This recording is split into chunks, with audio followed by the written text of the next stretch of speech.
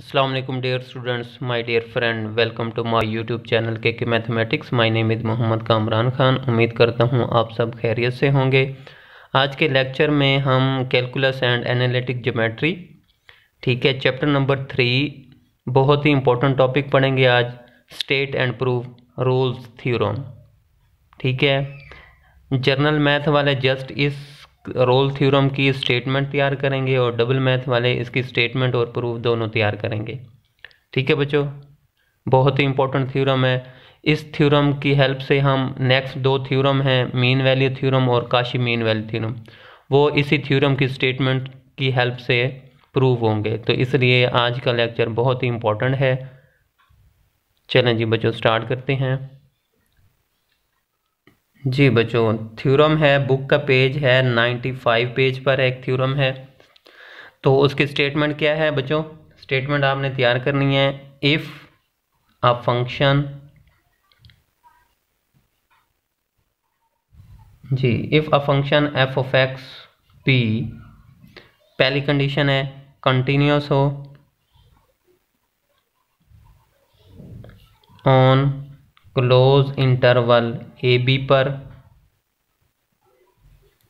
ठीक है, दूसरी कंडीशन है डिफरेंशिएबल हो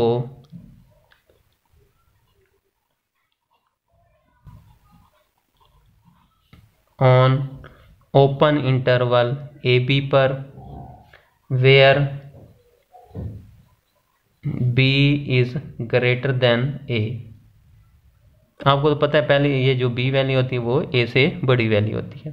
ठीक है, थर्ड कंडीशन क्या है बच्चों? कि F of A is equal to F of B. क्या मतलब?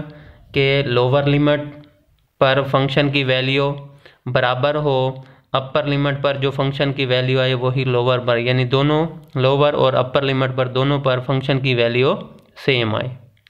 ये तीन कंडीशंस हैं कि अगर कोई function F of x continuous हो क्लोज इंटरवल पर, ठीक है, इसको क्या कहते हैं? Close interval. तो इसमें क्या होते हैं? बाउंड्री वैल्यूज भी शामिल होती हैं और इसके अंदर जितने भी आपके नंबर्स होंगे, पॉइंट्स होंगे, वो सारे शामिल होंगे। ठीक हो गया। तो कंटिन्यूस हो क्लोज इंटरवल ए बी पर, डिफरेंशिएबल हो ओपन इंटरवल ए बी पर। तो ओपन इंटरवल में बच्चों बाउंड्री वैल्यूज शामिल नहीं होती। ठीक है, ये डिफरेंशिएबल होगा ए और बी के अंदर किसी न किसी पॉइंट्स पर, तमाम पॉइंट पर ये डिफरेंशिएबल हो। और तीसरी कंडीशन है कि लोअर लिमिट पर फंक्शन की वैल्यू, अपर लिमिट पर फंक्शन की वैल्यू, दोनों की वैल्यू सेम आनी चाहिए। तो अगर ये कोई फंक्शन ये तीन कंडीशन रखता है तो फिर क्या होगा? Then there exist at least one number C जो बिलोंग करेगा ओपन इंटरवल ए बी में, सच डैट के F dash of C is equal to 0। क्या मतलब बच्चों? कि अगर कोई फंक्शन ये तीन कंडीशन सेटिस्फाई करता है तो फिर देयर एग्जिस्ट करेगा at least one number C. तो कम से कम एक नंबर सी कोई कांस्टेंट नंबर होगा, तो कम से कम एक नंबर सी ऐसा एग्जिस्ट करेगा इसके ओपन इंटरवल में, सच डैट जहां पर आप फंक्शन का डेरिवेटिव लें, फिर उसमें वो कांस्टेंट की वैल्यू पुट करें, तो आंसर आपका क्या आएगा? 0 आएगा। तो आंसर आपका क्या आना चाहिए? 0 आना चाहिए। क्लियर हो गया? अगर कोई फंक्शन ये तीन कंडीशन सेटिस्फाई करता है तो फिर क्या होगा? तो उसके ओपन इंटरवल में कम से कम एक नंबर ऐसा होगा जहां पर फंक्शन का डेरिवेटिव लें, फिर उसमें वो कांस्टेंट नंबर पुट करें, तो आंसर क्या आएगा? 0 आएगा। ये है बच्चों रोल थ्योरम की स्टेटमेंट। जी बच्चों, अब प्रूफ की तरफ आते हैं। अच्छा, फंक्शन क्या है? कंटिन्यूस है क्लोज इंटरवल पर, तो हम इसी को ही लेंगे। क्या लिखूंगा? सिंस एफ ऑफ एक्स जो है वो क्या है? इज कंटिन्यूस है। कंटिन्यूस है कहां पर? On close interval A B पर। ठीक है, आपका जो फंक्शन है वो क्या है, क्लोज इंटरवल पर क्या है, कंटिन्यूस है। तो इसका मतलब है अगर कोई फंक्शन कंटिन्यूस है तो वो क्या होगा, बाउंडेड होगा। This implies that F of x is bounded. F of x क्या होगा, बाउंडेड होगा। ठीक है, क्यों, क्योंकि हमारे पास एक रिजल्ट होता है कि every continuous function is bounded. ठीक है, अब यहां पर लिख देंगे जी बच्चों, तो ये मेंशन करेंगे एवरी कंटिन्यूस फंक्शन बाउंडेड होता है and every bounded function has least upper bound and greatest lower bound. जो बाउंडेड फंक्शन होगा वो अपना लीस्ट अपर बाउंड भी रखेगा और ग्रेटेस्ट लोअर बाउंड भी रखेगा। ठीक है बच्चों, फॉर एग्जांपल मैं एक सेट लेता हूँ 1 2 3। ठीक है, तो ये जो 1 होगा, ठीक है, इसको हम कहते हैं ग्रेटेस्ट लोअर बाउंड, और ये जो 3 है इसको हम कहते हैं लीस्ट अपर बाउंड। ठीक है, यानी किसी सेट की जो सबसे छोटी वैल्यू होती है वो होती है ग्रेटेस्ट लोअर बाउंड, और सेट की सबसे जो बड़ी वैल्यू होगी उसे हम कहते हैं लीस्ट अपर बाउंड, यानी अपर बाउंड का सबसे छोटा। ठीक है जी बच्चों, तो फंक्शन कंटिन्यूस है, कंटिन्यूस है तो वो बाउंडेड होगा। अगर बाउंडेड है तो इसका मतलब है कि F of x attains it's least upper bound and greatest lower bound. ठीक है, अगर फंक्शन बाउंडेड है तो वो अपना लीस्ट अपर बाउंड भी रखेगा और ग्रेटेस्ट लोअर बाउंड भी रखेगा। तो मैं लेट कर लेता हूं, let M capital M and small M be the least upper bound and greatest lower bound किसके हैं, ऑफ एफ ऑफ एक्स के। ठीक है, on close interval A P पर सपोज कर लिया। तो मैंने सपोज कर लिया कि ये जो कैपिटल एम है ये मेरा लीस्ट अपर बाउंड है और स्मॉल एम जो है वो मेरा ग्रेटेस्ट लोअर बाउंड है इस इंटरवल पर। ठीक हो गया, देन देयर आर 2 केसेस, तो मेरे पास 2 केसेस होंगे। देन देयर आर 2 केसेस, तो मेरे पास 2 केस बनेंगे बच्चों। पहला केस लेते हैं, केस 1 के व्हेन जब capital M is equal to होगा स्मॉल एम के, यानी जब दोनों की वैल्यूज इक्वल होंगी, देन क्या होगा, फिर अगर 2 वैल्यूज इक्वल आ जाती हैं, यानी सबसे बड़ी वैल्यू और सबसे छोटी वैल्यू दोनों की वैल्यू सेम है, तो इसका मतलब है then function is constant. Function जो है वो आपका क्या होगा, इज कांस्टेंट होगा on close interval A B पर। ठीक है ना, कि आपकी सबसे छोटी वैल्यू और सबसे बड़ी वैल्यू दोनों इक्वल आ गए, इसका मतलब है फंक्शन तो फिर कांस्टेंट होगा, इस क्लोज इंटरवल ए बी पर फंक्शन कांस्टेंट होगा। ठीक है, यानी कि मैं इसको इस तरह लिख सकता हूं कि जो मेरा फंक्शन एफ ऑफ एक्स होगा वो कोई कांस्टेंट नंबर होगा। तो मैं के का नाम ले लेता हूँ, वेयर के इज कांस्टेंट। वो के कुछ भी हो सकता है, वो 2 हो सकता है, 5 7 कुछ भी हो सकता है। तो for all X belong to close interval A B पर। ठीक है, तो मुझे ये बताएं अगर फंक्शन इस क्लोज इंटरवल पर कांस्टेंट है तो ये फिर ओपन इंटरवल पर भी तो कांस्टेंट ही होगा। ठीक है, अगर कोई चीज़ बड़ी इंटरवल पे कांस्टेंट है तो वो छोटे इंटरवल पर भी होगा। ठीक है, अब कांस्टेंट फंक्शन का डेरिवेटिव लेते हैं तो वो क्या होगा, 0 होता है for all X belong to A B. ठीक है, कि आप इस इंटरवल में से जो मर्जी एक्स की वैल्यू लें वहां पर फंक्शन की वैल्यू क्या आएगी बच्चों, आपकी 0 आ जाएगी। ठीक है, अब मैं क्या करता हूं, इस इंटरवल में मैं कोई एक वैल्यू ले लेता हूं सी। ठीक है, तो जब उस पॉइंट में F dash of C put करूंगा तो आंसर तो मेरा 0 आएगा। सी क्या है, सी बिलोंग कर रहा है किस में, open interval of A B के ओपन इंटरवल में बिलोंग कर रहा है। ठीक है, तो मैंने क्या किया, इस इंटरवल में से मैंने एक पिक कर लिया सी नंबर, वहाँ पर एक्स से मैंने सी को रिप्लेस किया, तो आंसर तो ज़ीरो ही आएगा, क्योंकि इधर एक्स है ही नहीं, और इधर एक्स होता तो फिर कोई ना कोई चेंज आ जाता है, लेकिन यहाँ तो एक्स ही नहीं है, तो जो ज़ीरो ही आएगा फिर। ठीक है, तो देखें F dash of C is equal to zero आ गया, और सी बिलोंग कर रहा है ओपन इंटरवल ए बी, तो हमारी स्टेटमेंट प्रूव हो गई ये कि सी ओपन इंटरवल में होना चाहिए और F dash of C is equal to zero. तो इसका मतलब है hence theorem is prove in this case. जी बच्चों क्या लिखेंगे, hence theorem is true in this case, इस केस में मेरा थ्योरम प्रूव हो गया, ट्रू हो गया। ठीक है, अब केस 2 कि जब m is not equal to small m, जब ये दोनों इक्वल नहीं होंगे।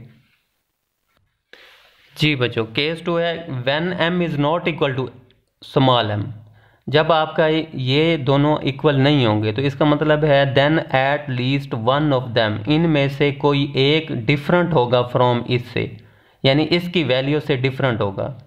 क्या मतलब कि या तो m is not equal to होगा f of a is equal to f of b, क्योंकि ये दो वैल्यूज तो इक्वल है ना, फंक्शन ऐसा है जिसमें दोनों लोअर और अपर दोनों पर वैल्यू सेम आ रही है, तो इसका मतलब है या तो ये बराबर नहीं होगा इसकी वैल्यू के, या फिर स्मॉल m जो है वो बराबर नहीं होगा f of a is equal to f of b, इस वैल्यू के। ठीक है, तो इन दोनों में से कोई एक ऐसा होगा जो इन वैल्यूज़ के अलावा कोई और वैल्यूज़ आएगी।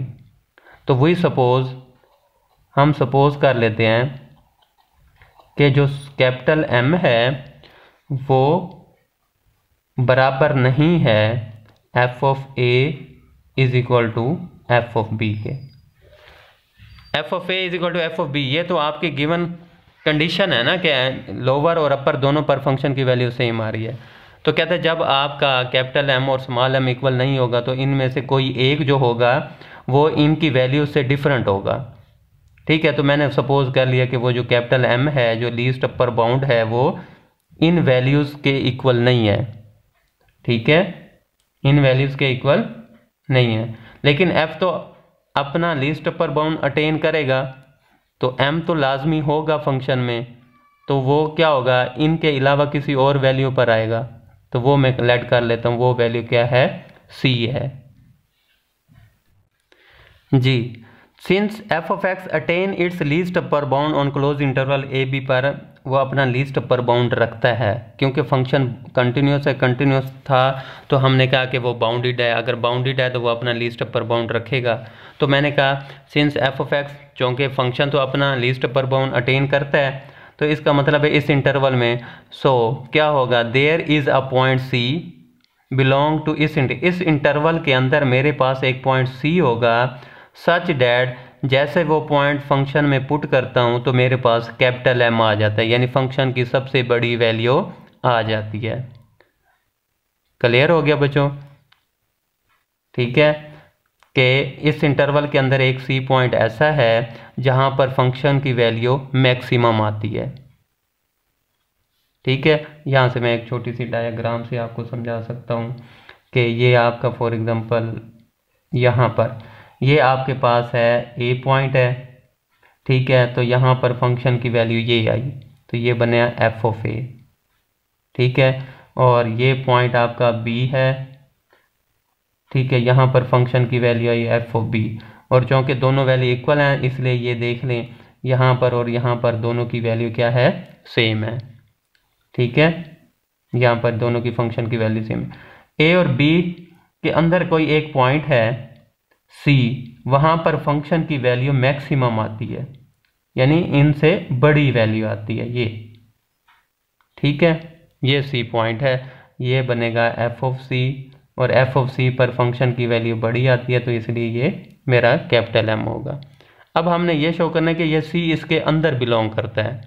ठीक है, डायग्राम से जैसे शो कर रहा है कि ये c इस b और b के अंदर कहीं पर है, तो अब हमने उसको प्रूव करना है। इतना तो मैंने बता दिया कि f ऑफ c पर फंक्शन की वैल्यू बड़ी आती है, तो ये आपका यानी कि ये फंक्शन है f। ठीक है, तो इस c पॉइंट पर फंक्शन की वैल्यू बड़ी आती है। तो देन फिर क्या है कि सी एफ ऑफ सी पर क्या आता है, एम आता है, देन जी बच्चों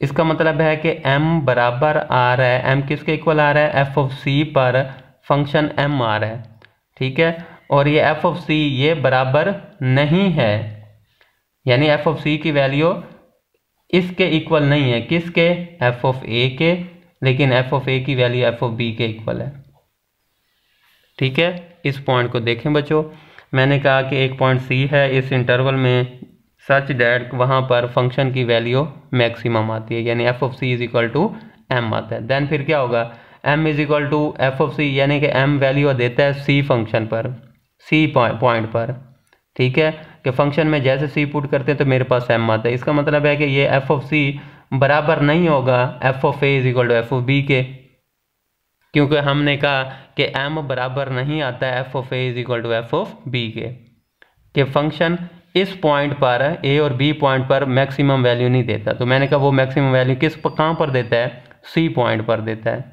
तो इसका मतलब है कि चूँकि m is not equal to this, इसका मतलब है m बराबर नहीं होगा, फिर इसके इक्वल तो नहीं होगा। तो इसका मतलब है कि c और a और b जो है ना, a और b पॉइंट तो इक्वल है, लेकिन c जो है ना वो इसके इक्वल नहीं है, ठीक है। तो इसका मतलब क्या है, सो C is different from A and B। C जो है वो A और B से डिफरेंट है, ठीक है। A और B इक्वल हैं, लेकिन C जो है वो A और B से डिफरेंट है। तो दिस इंप्लाइज दैट कि C जो है वो फिर क्या हो गया, C बिलोंग कर गया ओपन इंटरवल ए बी के अंदर, कि C जो है वो A और B के अंदर कहीं पर है, ठीक है, इनके इक्वल नहीं है। तो इसका मतलब है फिर ओपन इंटरवल आएगा, तो C बिलोंग कर गया ओपन इंटरवल ए बी। तो एक तो मैंने यहाँ तक तो प्रूव कर लिया कि C बिलोंग कर गया ओपन इंटरवल ए बी। अब मैंने क्या प्रूव करना है कि एफ डैश ऑफ C पर आंसर क्या आता है, 0 आता है।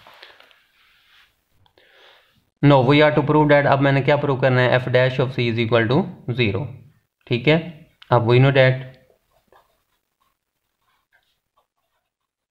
हम जानते हैं जी एफ डैश ऑफ सी क्या होता है, limit h approaches to 0 F of C plus H minus F of C over H, ठीक हो गया। अब यहाँ पर as F of C plus H minus F of C, ठीक है, ये या तो लेस देन 0 होगा, यानी इसकी वैल्यू या तो नेगेटिव आएगी। क्यों नेगेटिव आएगी, क्योंकि एफ ऑफ सी पर फंक्शन की वैल्यू सबसे बड़ी आती है, ठीक है। तो F of C plus H पर हो सकता है कि वैल्यू, ठीक है, वो इससे कम हो, और होगी भी सही, ठीक है ना। यहाँ पर सी पर, क्योंकि हमें पता है सी पर एफ ऑफ सी पर फंक्शन की वैल्यू सबसे बड़ी आती है, ठीक है, इसलिए जब छोटी वैल्यू से बड़ी वैल्यू माइनस करेंगे तो आंसर क्या आएगा, लेस देन 0, यानी लेस देन 0 मीन नेगेटिव आएगा, ठीक है। और हो सकता है कि जब h 0 को अप्रोच करे, जब हो सकता है कि वो इसके इक्वल भी आ जाए, क्योंकि h 0 को अप्रोच करें, जब h 0 को अप्रोच करेगा तो F of C minus F of C, तो वो इक्वल टू 0 होगी। तो इससे क्लियर हो गया कि ये जो ऊपर वाली वैल्यू है या तो वो इक्वल 0 के है या फिर 0 से कम है, नेगेटिव में आएगी। तो ऊपर वाली कन्फर्म हो गया कि ये value less than equal to 0 है, ठीक है।